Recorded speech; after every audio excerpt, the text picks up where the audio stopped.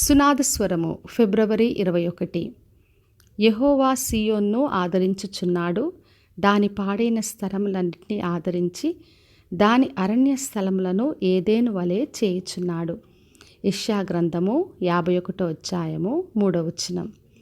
మరి మనము చుట్టూ చూస్తున్నప్పుడు ఎన్నో పాడైపోయిన జీవితాలను చూస్తున్నాం, కుటుంబాలను చూస్తున్నాం, పరిచర్లో నశిస్తున్న ఆత్మలను చూస్తున్నాం, ఎన్నో సమస్యలతో ఉన్న ప్రజలను చూస్తున్నాం. అయితే మనుషులుగా మనం వాళ్ళని ఆదరించగలం, మాట్లాడగలం, సహాయం చేస్తామని చెప్తాం, కొంత మట్టుకు మనం చేయగలం. కానీ దేవుడు ఆదరించినప్పుడు దానిని నూతనంగా మార్చే దేవుడు. అదే ఈ రోజున వాగ్దానం చేస్తున్నాడు. నేను సీయోనును ఆదరించున్నాను, దాని పాడైన స్థలములన్నీ ఆదరించి అరణ్యమును ఏదెను వలె చేయుచున్నానని చెప్తున్నాడు.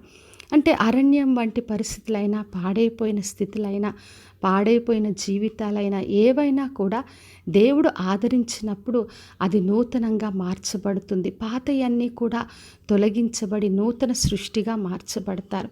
అందుకే చెప్తున్నాడు, ఎడారి భూములను యెహోవా తోటవలె చేస్తానని చెప్తున్నాడు. మరి ఎడారి వంటి పరిస్థితి అయినా, అన్నీ కోల్పోయిన స్థితి అయినా, ఎక్కడ చూసిన ఎటువంటి ఆశ లేని స్థితి అయినా కూడా దేవుడు యెహోవా తోటవలె మరి ఆయన చేసే దేవుడై ఉన్నాడు. మరి సంతోషము, ఆనందము, కృతజ్ఞత అన్నీ కూడా అందులోంచి వినిపించేలాగున దేవుడు చేస్తాడు. మరి పాడైపోయిన జీవితాల్లో, కుటుంబాల్లో ఎప్పుడు కూడా దుఃఖము, బాధ ఉంటుంది. కానీ దేవుడు ఆదరించినప్పుడు అదే ప్రదేశాన్ని నూతనంగా మార్చి అందులోంచే సంతోషాన్ని, ఆనందాన్ని ఇస్తాడు. మరి లూకాసు వార్త 15వ అధ్యాయంలో చదివినప్పుడు అక్కడ తప్పిపోయిన కుమారుని యొక్క ఉపమానం రాయబడి ఉంది. మరి కుమారుడు అన్నీ తీసుకొని తండ్రికి దూరంగా వెళ్ళి అన్నీ కోల్పోయాడు.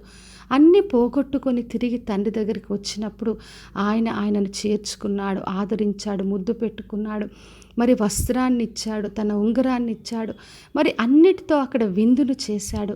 కాబట్టి నా ప్రియ సహోదరి, సహోదర, మనం ఎంత పాడైపోయిన స్థితిలో ఉన్నా, జీవితం ఎటువంటిదైనా కూడా దేవుని ఆశ్రయించినప్పుడు ఆయన పాడైపోయిన జీవితాన్ని బాగు చేసే దేవుడు. మన పాపపు స్థితి అయినా, గతంలో ఉన్న పొరపాట్లైనా, ఎటువంటి స్థితి అయినా, పాడైన జీవితాలైన, కుటుంబమైన అన్నీ కూడా మార్చి నూతనంగా చేస్తాడు. ఎందుకంటే క్రీస్తులో ఉన్నవాడు నూతన సృష్టి, పాతవి గతించినని చెప్పాడు. మనల్ని నూతన సృష్టిగా మార్చమని దేవునిపైన ఆధారపడి ఆయన నుండి గొప్ప మేలు పొందుకుందాం. ప్రార్థన చేసుకుందాం.